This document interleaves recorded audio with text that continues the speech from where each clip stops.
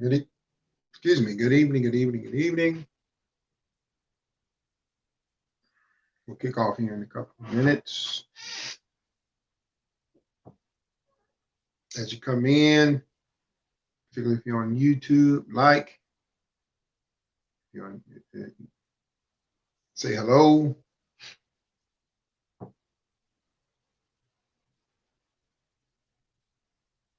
Interesting topic tonight, and I try to keep it interesting, keep it moving.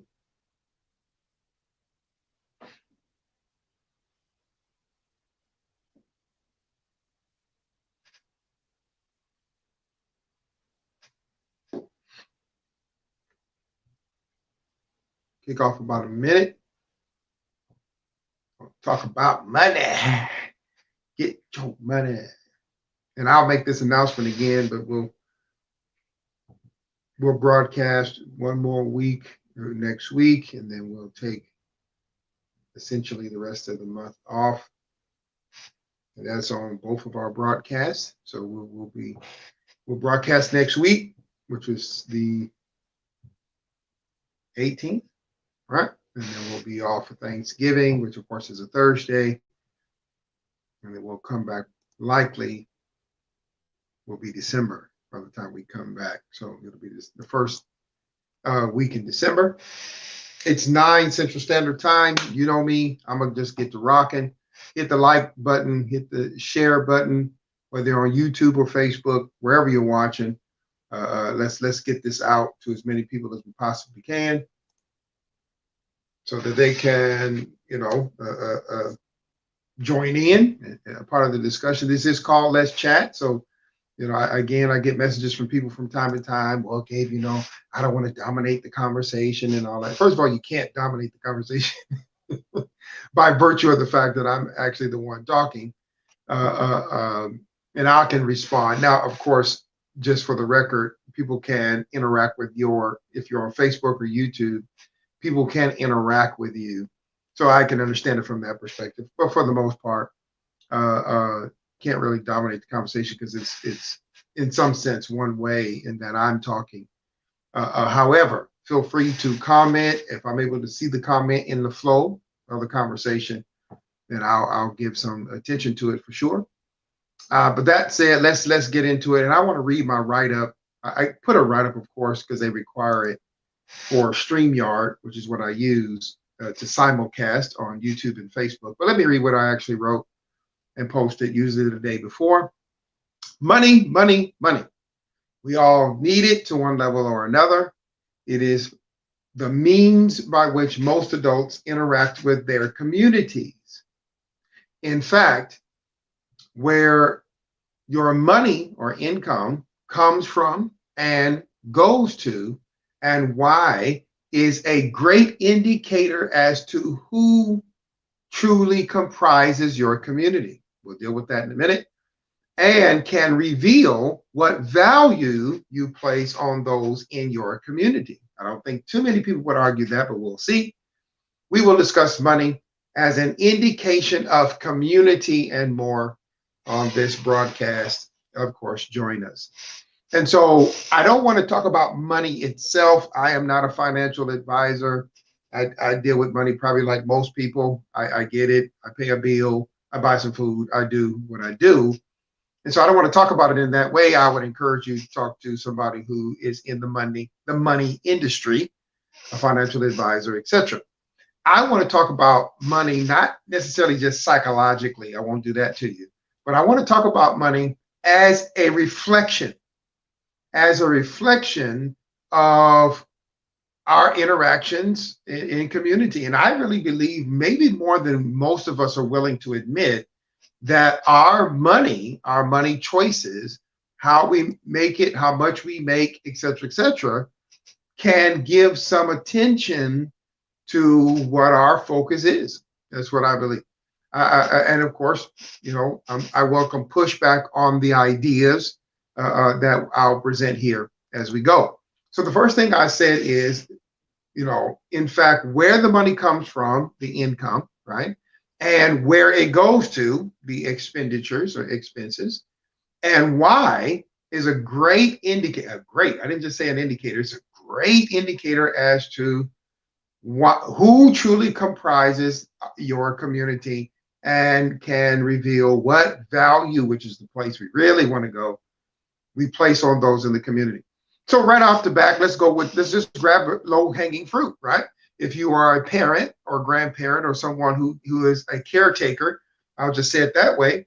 Clearly, how you handle your money in respects to those to whom you're offering care to is telling. I mean, I don't think there's any way to deny that. As a parent, my son is in his room. Hear me say 15 feet away, 20 feet away, whatever it is. I don't know how many feet it actually is, but he's in his room.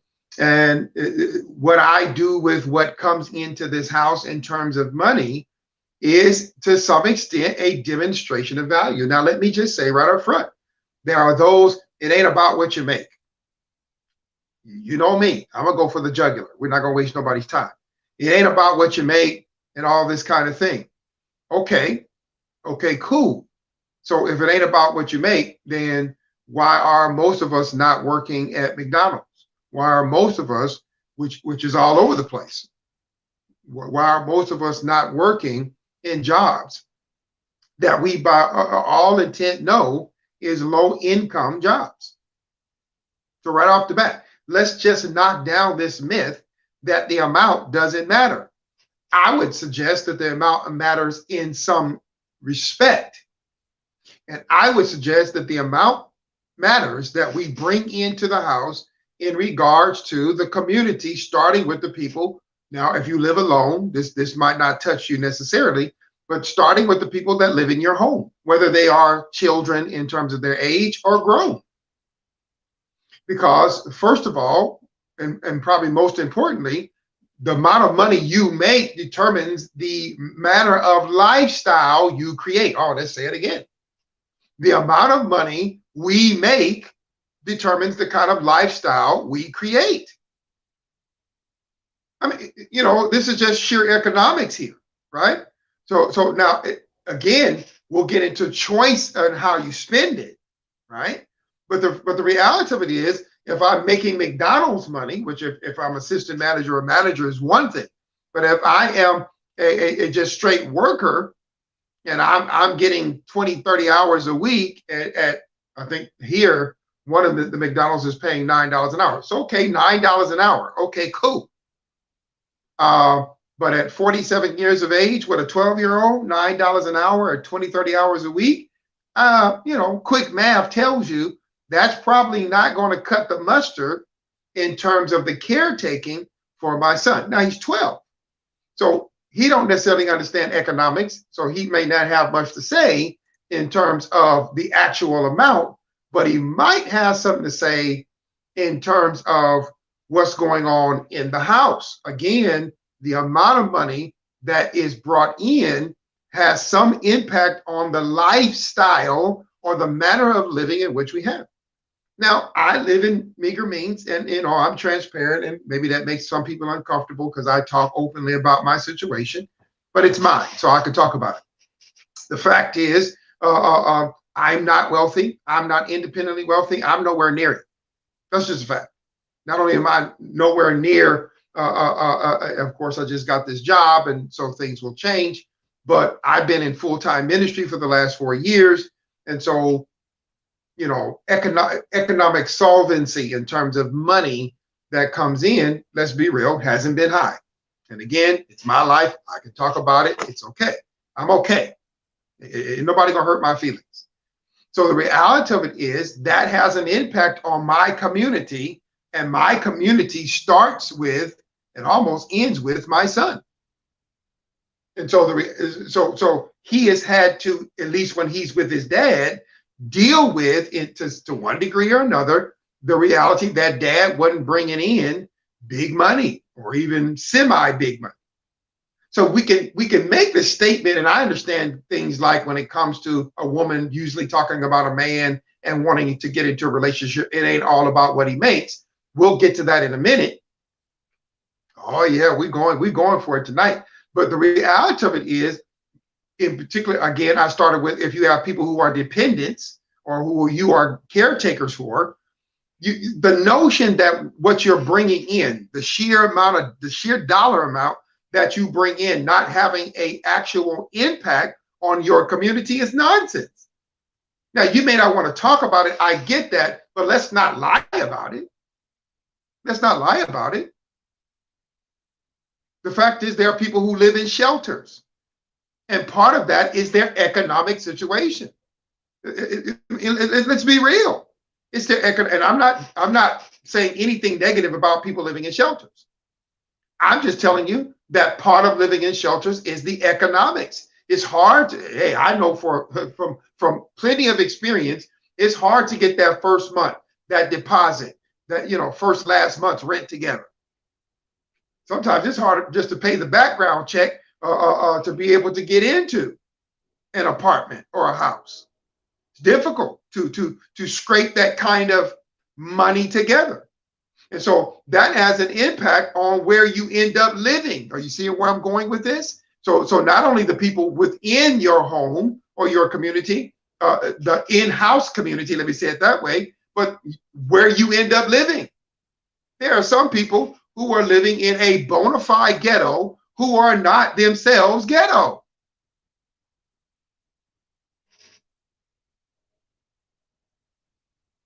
They are living in low-income housing, and they are not, if you talk to them, people that you would associate with low-income housing.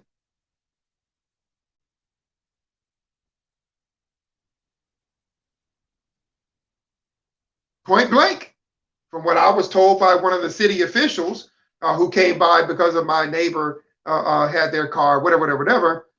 He told me point blank. Now, he wasn't trying to hurt my feelings. We were just standing there talking.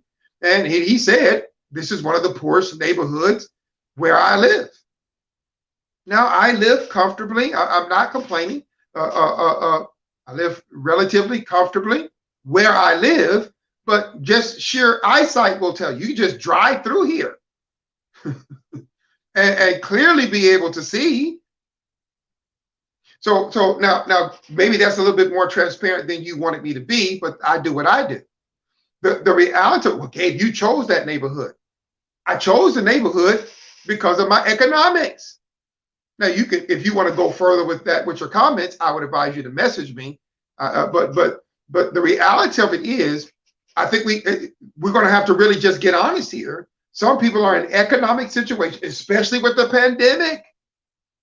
A whole lot of people found themselves in a very similar situation I've been in. And no, not necessarily by choice. These last almost 2 years now. And so this is why this conversation from this perspective becomes extremely important.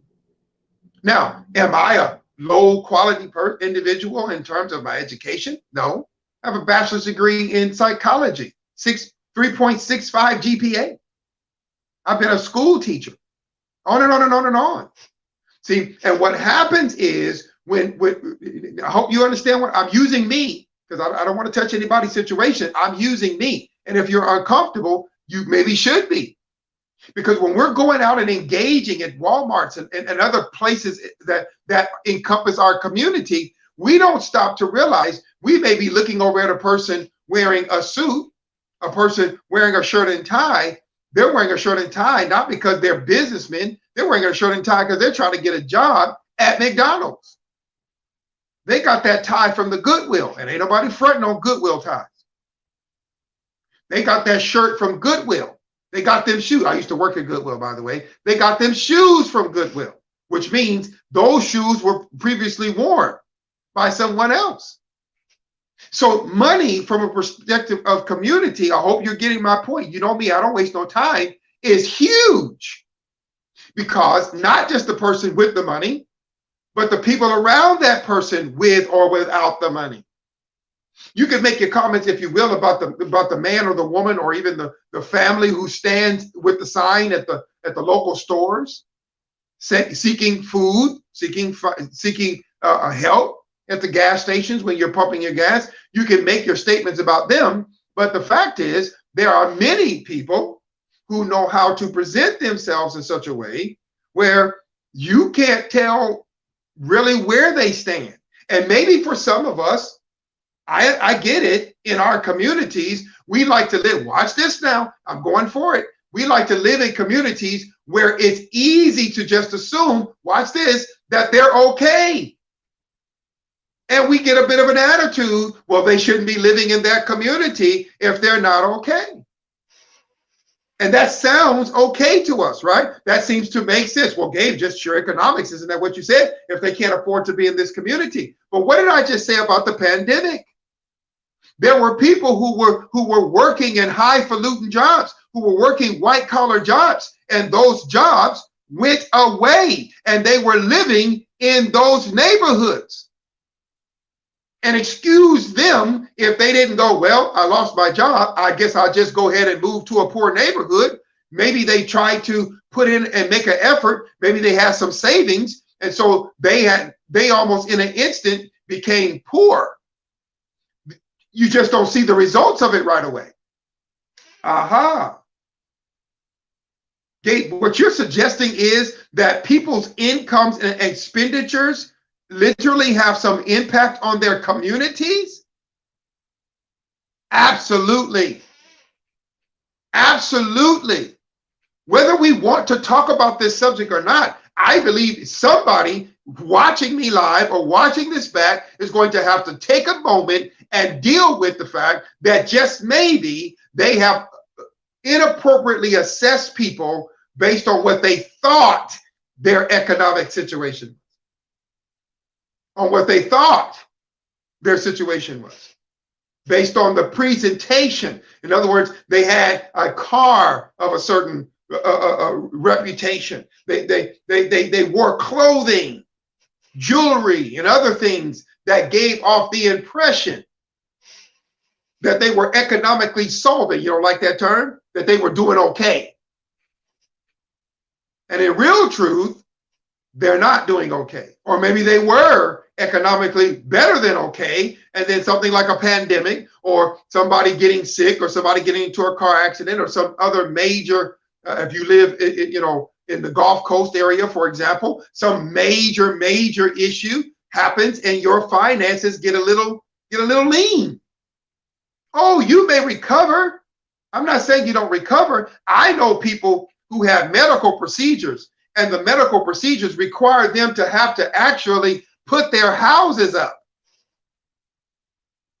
The house they never thought they would leave. I know obviously plenty of people who were living in the Gulf Coast area, Louisiana and Texas in particular, and they had to leave their home, their dream home.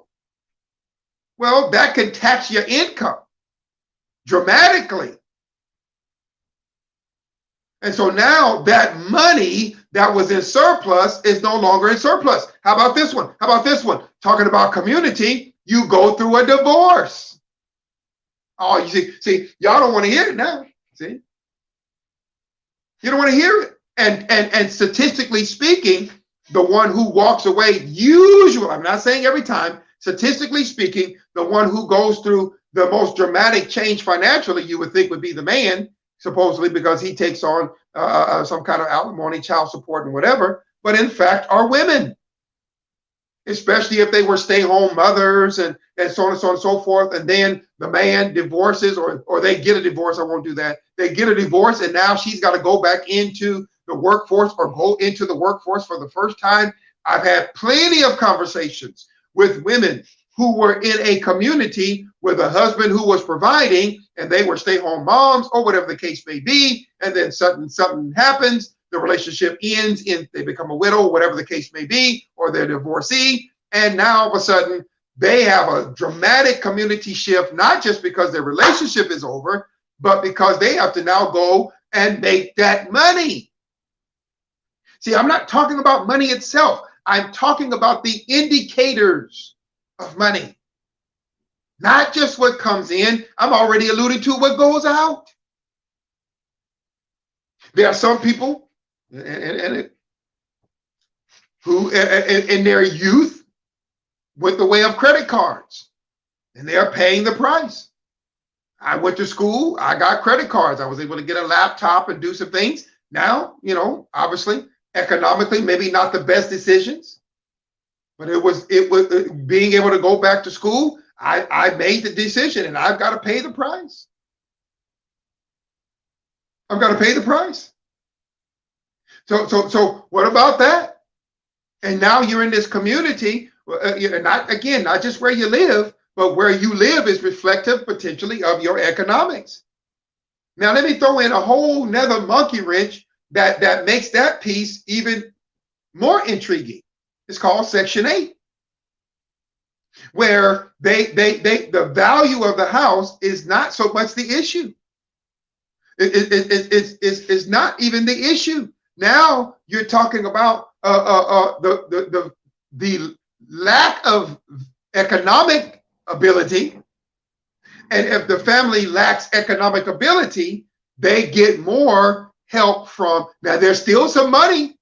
It's just not being paid by the family or by the individual who has a Section 8. So the reality of it is, now you have this family, and I'm not making any statement about how the family behaves. So don't get into any of that. That's not what we're talking about tonight. Don't do that.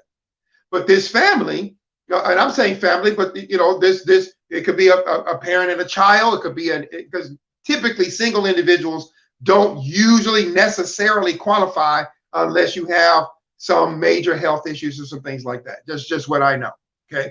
But a lot of times it's a single parent or it's parents with children, and their money, their income does not match out their family size and several other dynamics. And so they get this thing called Section 8, and now they can live in a residence, that is not actually reflective of their financial, of their money, of their economic situation. Now you can say whatever you will about that, and I get it, right? That would be an interesting chat as well. But what I want you to understand is what I'm talking about is how money can have an impact on community structure, on what is valued. It can have a dramatic impact. Dramatic. I think in a way that a lot of times well, Gabe, I don't judge anybody. Yeah, you do. Yeah, you do. I won't get into that. But stop this madness. You don't judge anything or anybody. Yes, you do. You do it all the time. You just don't stop and think about it because you do it so seamlessly and so naturally, you don't think about it. You see a parent with their child. You see the parent. You walk in to Walmart and you so happen to walk in as the mother is getting a good grip on her son. You don't know what happened, but you see that mother get a good grip on that son's arm and move him from over there to over here. And before you can catch yourself, I'm a psychology major. Remember, your mind registers what it sees, what the eyes took in, and your value system makes a statement to you about what you see. I know you don't like that because you keep claiming you don't judge, but yes, you do, because judge, one of the words for judge is just assess. You assess or judge the situation. You assess it. Now, the issue with judgment quickly is don't draw any conclusions. Don't draw any conclusions about what your eyes and your ears take in. You just see it and go, apparently something has happened to cause that mother to snatch that son. That's it. And you move on. But of course, that's a whole other conversation for another time.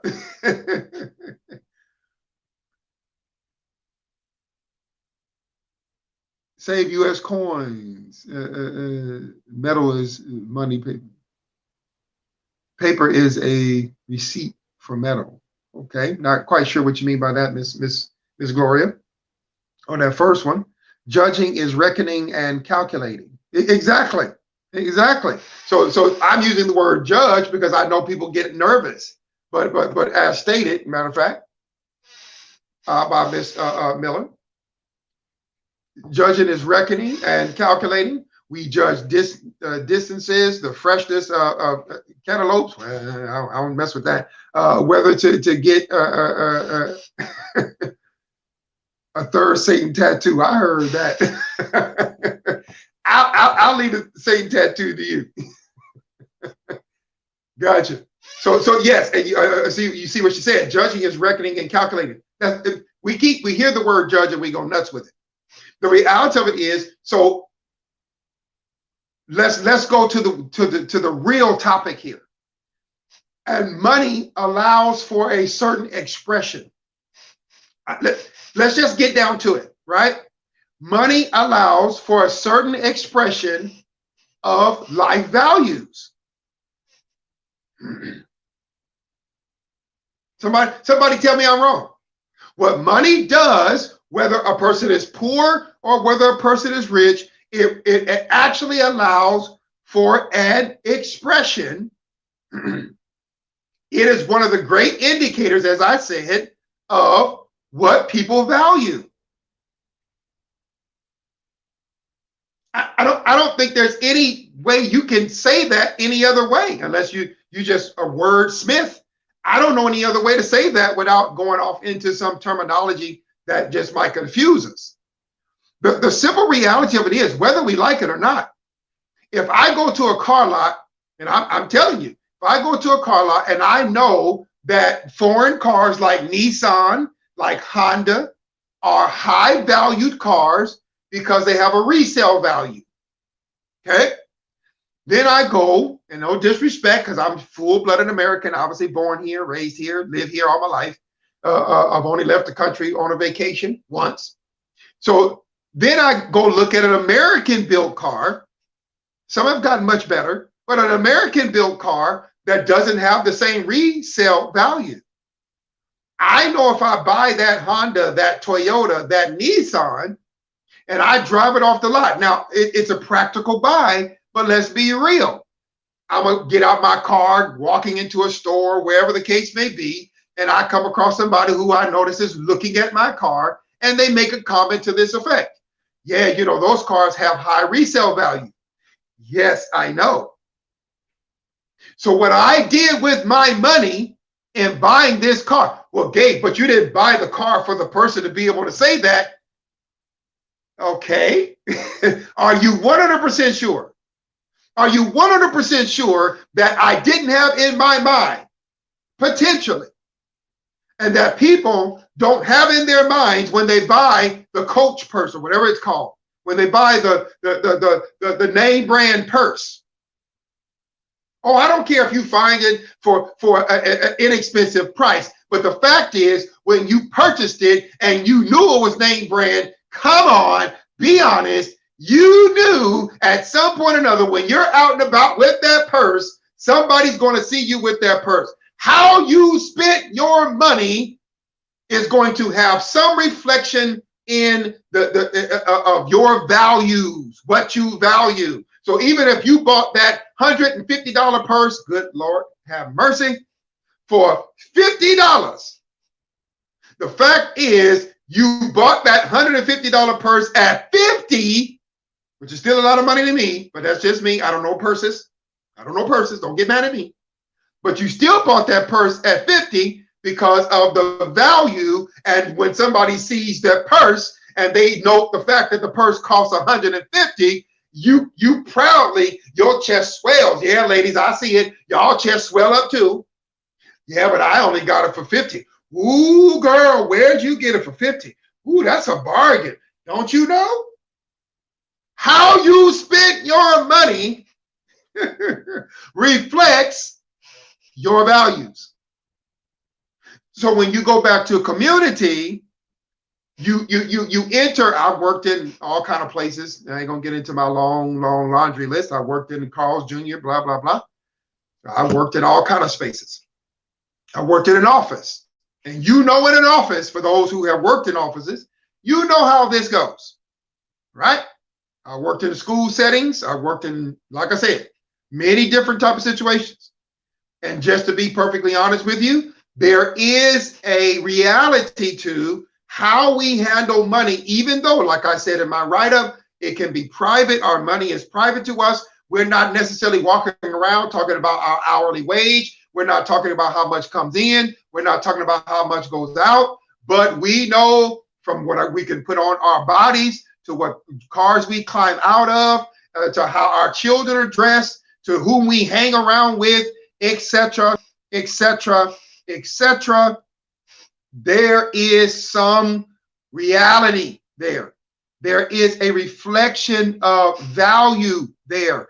To who, Gabe? Our communities. Our communities. There is no 2 ways, 3 ways, 8 ways, 7 ways, 9 ways about it. There's just none.